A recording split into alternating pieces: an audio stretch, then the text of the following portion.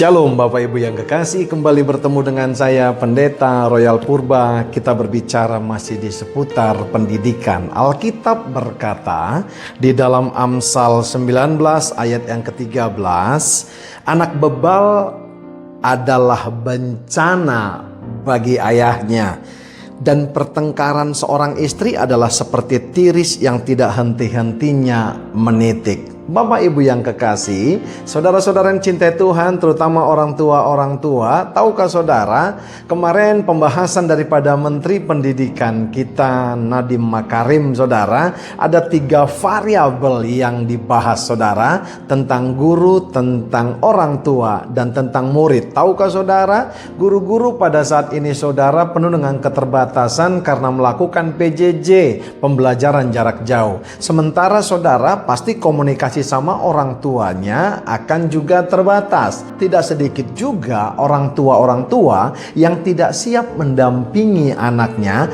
dan tidak mampu dan tidak bisa mengikuti yang namanya pelajaran daripada apa yang disuguhkan oleh sekolahnya. Tapi tahukah saudara yang paling mengerikan, di pihak anak-anak murid atau anak-anak kita, mereka menjadi jenuh dan mereka menjadi stres. Saya katakan nih, akumulasi yang bisa membawa bencana ke rumah, terutama ayat ini berkata untuk ayahnya. Dan saudara, mungkin tidak sedikit saudara, karena ketidakmampuan orang tua untuk mendampingi anaknya hari-hari ini, maka ada pertengkaran di rumah. Seperti ayat ini berkata, bisa pertengkaran yang berkepanjangan karena menghadapi anak-anak mungkin yang jenuh dan akumulasinya menjadi bebal karena mereka stres menghadapi saudara hari-hari ini. Makanya saya mau berkata, saudara, apakah cukup kita saudara hanya mengikuti seminar parenting? Apakah kita cukup menitipkan anak kita, saudaraku yang kasih, di international school?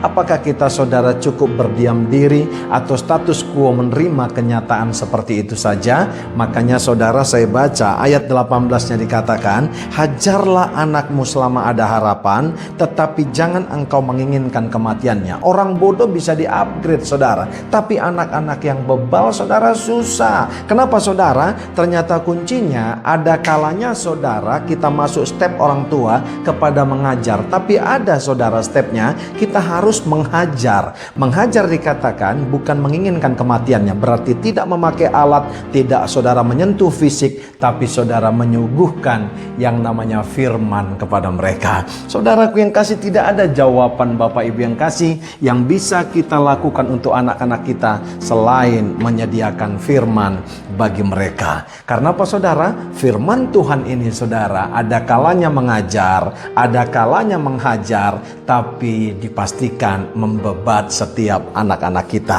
Karena apa saudara? Kalau kita bablas dan anak-anak kita menjadi orang yang bebal, ternyata ada impactnya saudaraku yang kasih. Lihat ayat 26-nya dikatakan, anak yang menganiaya ayahnya atau mengusir ibunya memburukkan dan memalukan diri. Haleluya. Masih ingat saudara, ada anak-anak saudara yang mempolisikan orang tuanya hari-hari ini, mensomasi orang tuanya, mengusir dari rumah. Dimulai ternyata saudara bencana yang kecil ada di rumah, kita biarkan anak kita bebal saudaraku yang kasih. Ayat 27, hai anakku, janganlah lagi mendengarkan didikan kalau engkau menyimpang juga dari perkataan-perkataan yang memberi pengetahuan. Ternyata saudaraku yang kekasih, lihat baik, pendidikan maupun di mana kita berikan anak kita sekolah saudara, tanpa pendampingan orang tua, tanpa kita mementor mereka, tanpa kita jadi role model sama mereka, maka pengetahuan yang didapatkannya dari sekolah, maka itu akan semua sia-sia. Di khotbah-khotbah saya di YouTube saudara yang sebelumnya, saya sudah mengatakan saudara, discipleship start from home, not from public school. Jadi dari rumah pemuritannya saudara. Anak saudara yang melawan, yang mengusir, mensomasi orang tuanya saudara, dimulai daripada anak itu bebal. Ingat saya katakan tadi, bodoh bisa di-upgrade, tapi bebal harus dihajar pakai firman Tuhan yang pertama. Yang kedua, dia harus mengalami yang namanya encounter, berjumpa pribadi dengan Tuhan. Baru saudara, kita bisa mengubahkan dia. Karena apa? Hati manusia cuma Tuhan yang punya, saudaraku yang kasih. Mari orang tua, jangan bosan mendampingi. Mari di masa-masa new normal ini justru kita bisa mendampingi anak kita. Kalau ada yang ditemui anak-anak yang bebal saudara, ini saatnya saudara selesaikan, jangan berkepanjangan, supaya nanti saudara di hari-hari ke depan dia tidak menjadi bencana bagi kita para orang tua. Dari saya, Pendeta Royal Purba, menyapa sahabat-sahabat excellent. God bless you all.